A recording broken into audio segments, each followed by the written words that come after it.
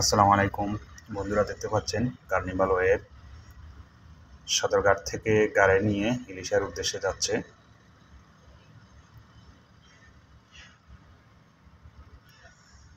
অনেকগুলো cover van আর truck নিয়ে যাচ্ছে ইলিশার উদ্দেশ্যে।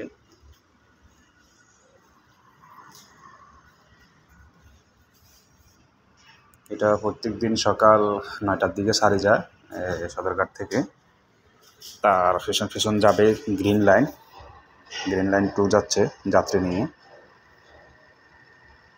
যাওয়ার সংক্রান্ত ভিডিও দেখতে চ্যানেলটা সাবস্ক্রাইব করে আমাদের সঙ্গে থাকুন, আর ভিডিওতে একটা লাইক দেওয়ার অনুরোধ রইল।